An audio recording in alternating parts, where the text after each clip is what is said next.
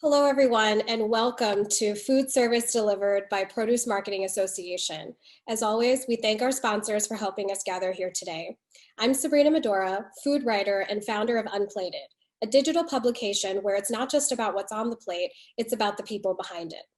Throughout the conference, we've been discussing sustainability and diversity within restaurants, along with the future of the hospitality and food service industry. Today, we'll be discussing how to build bridges between chefs and farmers. I'm here with Chef Rob Connoley, chef of Bulrush.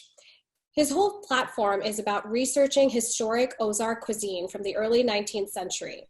Chef Connoley has worked with seed savers and local area farmers to recreate crops and plants from heritage seeds from this specific era. His menu is primarily presented by way of foraging for his ingredients. So he's extremely familiar with sustainability on many different levels. So Chef Rob, thank you so much for being here with us today. Yeah, thanks for having me. Of course. As a reminder to everyone watching, we will be taking audience participant questions through the course of this entire session. So Rob, let's start with just understanding your unique perspective on food. You're trying to recreate crops and plants from heritage seeds. Can you explain how you came up with that process and more about the process itself? It's certainly a process that's evolved over the years as my time as a chef has grown. And it really comes down to the old idea of sourcing locally and supporting the local economy and the local farmers and the freshness that can possibly come from that. And so where I am right now in my career is looking back in time. In fact, we're looking at the early 19th century to help define what this might look like and how we might source things in a more traditional way using the modern knowledge and techniques and technology that we have. And so to make a somewhat long story short, we in our research found a bankruptcy proceeding from 1841. And it was for a seed store in the Ozarks. And in that inventory, it listed 95 different seeds that were grown in this area in 1841. And so we researched those seeds, about 70 you could still find, but there were 25 that were not available, at least not easily available. So we partnered with Seed Saver Exchange and Baker's Creek Seeds, also known as the Rare Seed Catalog. And they provided a number of those seeds for us. And so now we have a dozen different farmers, people I already had existing relationships with, growing 23 different seeds for us. And most of those seeds have not been seen in generations. And ultimately, we're trying to bring back that biodiversity, the flavor diversity of produce that has been lost to efficiency and time. Right. That's really excellent. Now, the farmers that you work with, are they all local or do you work with people across the United States? All of mine are local. And by local, I have a few that are maybe an hour and a half away, but most I could get to their farms in the next 30 minutes. Right. And how did you start creating these relationships with these local farmers? So as a consumer, not as a chef, I enjoy going to farmers markets. I like seeing what people are growing. I like to try new things. And again, I like to support the local economy because I know my purchase from a farmer means a lot to a farmer. And so over the years, I've gotten to know a number of farmers in the area. And when I opened this restaurant, which was just over a year ago, I already had this list of farmers that I could reach out to and ask them what they're growing, what they might have that they are not providing currently to the public. Because think about when you or I go to the farmer's market, we're going to want the prettiest carrot and the prettiest tomato. We don't want the tomato that has a blemish or a wormhole. But as a chef, I'm going to process those ingredients anyway, in most cases. And so I can take something that would have been lost or waste to them and do it as a value-added product for myself. Right. And so you're sort of helping farmers to manage their supply as well. Yeah, that's very much an intention in what I'm doing. One of my best relationships with is a couple farmers, a couple that's now, they were managing other farms and now they have their own. And 3 years ago when I met them, it was in the fall. And they said, come on out and visit the farm. And so I went, and their compost bin not exaggerating, was 6 feet tall, 20 feet out of squash and melons that were at the end of the season. And they said, we overproduced, no one would buy them. And I said, guys, sell them to me at a reasonable price, because my whole thing is to process and to preserve ingredients to create something special out of them. And so don't ever have waste like that again.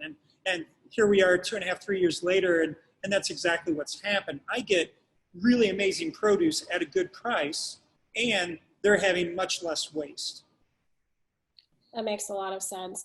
Have you had any experiences where farmers have come to you, like you have not met them prior, they come to your restaurant eager to work with you? Yeah. I have a gentleman right now, and he's actually one of those ones that's further away from me. So I haven't visited his farm yet.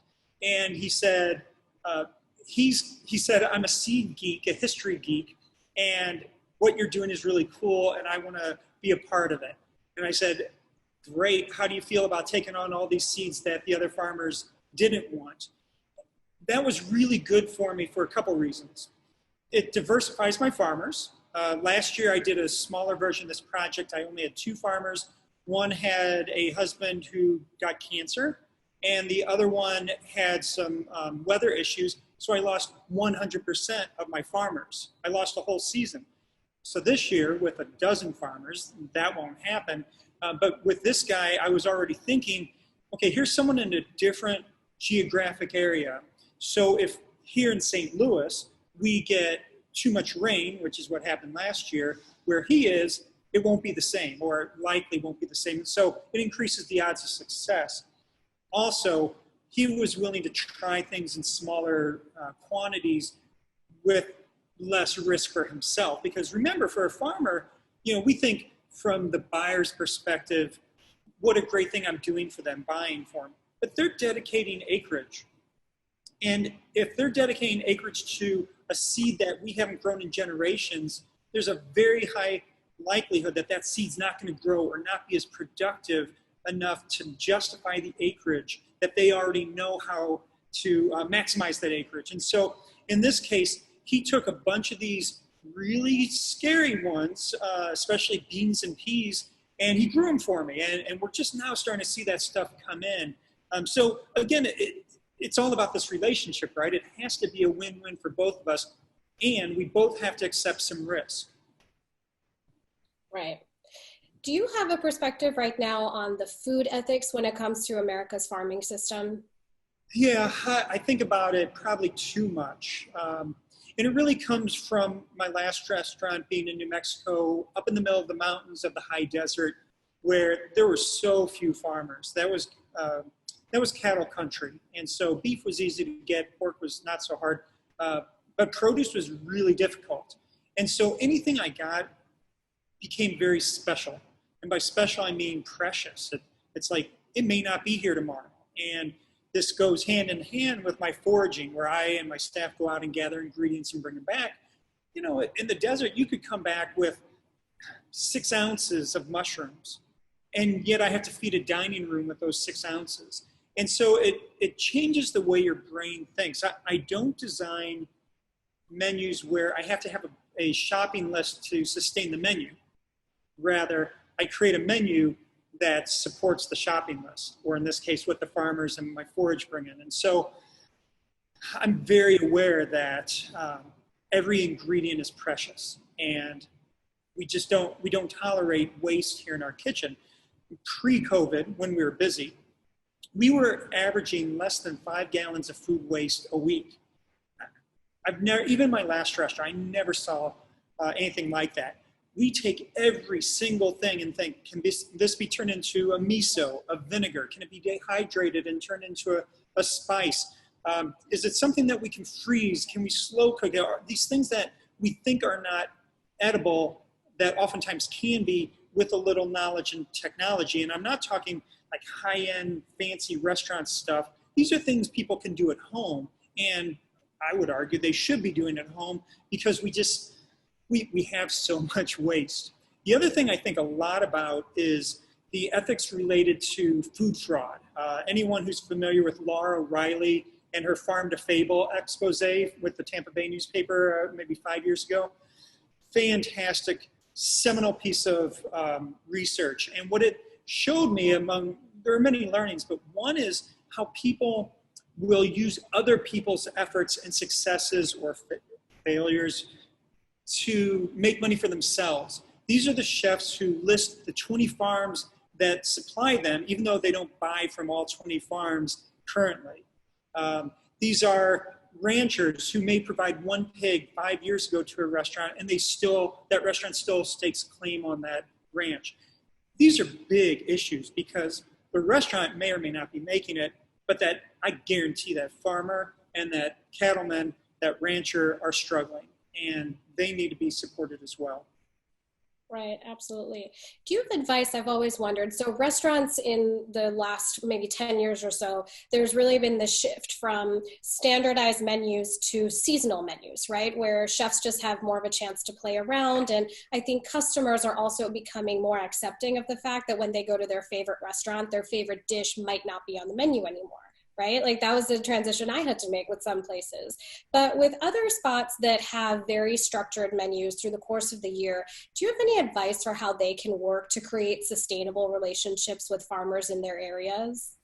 Yeah, to me, get out to a farmer's market. I mean, that's the easiest access point. Meet some of the farmers, and I prefer the smaller farmers markets and the smaller stalls at those markets. And I do want to interject. To me, it's about a spectrum, right? And during times like COVID, that spectrum becomes really important.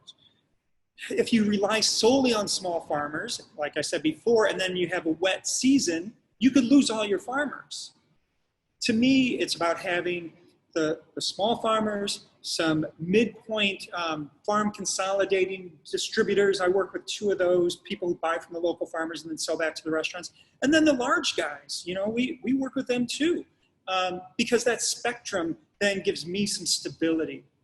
And so, interjection over. So go to the farmer's market, meet the farmers, and then just ask them, what do you find difficult to sell from your farm? If you ask a farmer that relationship is already built. Well, I guess I should say then you have to buy something. but then that relationship is built because they understand that you're not just there for the prettiest tomato, that you're there for something bigger, something more important. And so anything that is on one of these more stable year-round menus, the farmers are going to have that stuff too, right? We like to open the can of crushed tomatoes, and we can still do that. But we're going to have fresh tomatoes on our salads. And these local growers and farmers are going to have those for us. And in 2020, we have enough hothouses and greenhouses that they're going to have it most of the year. So they're going to be able to meet your needs, even if you have a much more stable menu than something like I would have at my restaurant. Got it. Would you have an audience question? So this is from Anna Mintz, and she says, I'm curious if you've seen an abundance of any particular produce items from farmers in the COVID landscape, and if so, how have you used them? Great question, Anna. Yeah, that's a fantastic question. I think the interesting thing this year is, of course, we're seeing the tomatoes right now, we're seeing the green beans, and the zucchini, right? The challenge this year for farmers is so many home consumers decided to plant gardens because they wanted some stability. And so they already have their tomatoes, they already have their zucchinis, and sometimes they're having beans.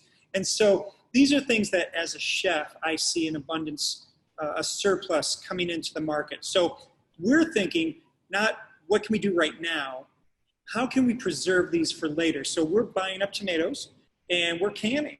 I typically am not a canned tomato type of guy because that's a different use, right? But okay, I can do that. I mean, let's think about shakshukas and pasta sauces and some of these things that can stand to it over time, not just a seasonality. So that's our big thing right now. How can we preserve these? And as corn's about to come in, now that's not going to be a surplus from COVID because home farmers don't do that as much, but we're just so hot on sour corn right now. Sour corn is similar to sauerkraut. And it's a great way when that abundance of corn comes in to preserve it in a way that's super easy, doesn't take much space, certainly not much time. And then later in the season, let's say December, January, February, you essentially have fresh corn. Now, it's a sour fresh corn, but man, is it good. And I can tell you, we serve it almost every night, and customers love it and rave about it. It's the one single ingredient that people talk more about than anything else on our menu. So I can't emphasize sour corn enough. I have never heard of sour corn, and now I'm dying to try it. I love corn. So. It's an old-timey thing that's getting its new heyday with Southern chefs. I love that. We do have another question. How did you begin your journey to be so passionate about reducing food waste? Where did that passion start? Oh, I've been in other restaurants where I see 5 gallon, or not 5 gallons, those, were they 50 gallons? Those huge trash cans go out every night, sometimes multiple trash cans. And I saw a few things there. One is food coming back on the plates, which told me either the food's not good or the portion size was too big. So I think the latter more often than not. And we know why people do that. We want to have a perceived value. So watching that, and then again, having worked with farmers and foraged my own ingredients, that combination, it's really gut-wrenching to see that much food go to waste. It's not that we don't have people who are hungry around the world at this point. We do, but it's not like in the old days. I mean, I'm 52, so, back in the days, in the 80s, we always talked about the famines in Africa, for example, the famine in India. And that's not as much of a top of a mind now, not that it doesn't exist. So to see that food go to waste now, it's more a matter of, one, economics. Why would I throw that money away? Two, quality. If I'm doing it right, I shouldn't need these bigger portions. And then three, I know where that's going. People like to say we compost. Do we? Most cities don't have commercial composting facilities, and if they do, not for food. Some do, most don't. And in fact, my 5 gallons goes to my home garden compost, so it gets worked back in the garden. So in a way, we're zero waste. But that's where it comes from. I don't know. I'm my mother's son. I hate seeing things thrown away. Yeah. We do have to wrap, so I wanted to ask you one last question. We have a lot of producers and vendors on the call with us today. Do you have any advice on how they can start reaching out to chefs and restaurants within their own localities and build these relationships? Yeah, just do the simple Google search of farm-to-table restaurant, seasonal restaurant, and certainly anyone doing a tasting menu, so tasting menu restaurant. Those are the best starting places to find chefs who would be interested in something like that. The other I mentioned, and this won't apply to everyone that you just listed, but there are these in-between distributors, people who buy from local farmers, and because they understand that farmers have access, and then they can be an easier gateway into the restaurant. As a chef, I don't mind paying a little bit more for the convenience of having one delivery instead of 20 deliveries a week. I also don't mind the convenience of having some stability there, because when they buy, they're buying a lot of stuff because they're buying for a bunch of restaurants over a longer period of time. And so they're going to have those cantaloupes for 2 months instead of 3 weeks. So I think that's a great starting point for folks. There are people who want to work with you. So it's really a matter of just asking around, and you'll find out very quickly. Wonderful. Well, thank you, Chef, for being here with us today. We really appreciate your time and everything you're doing in your own restaurant and for sustainability. Thank you for having me. You have a great day. Thank you.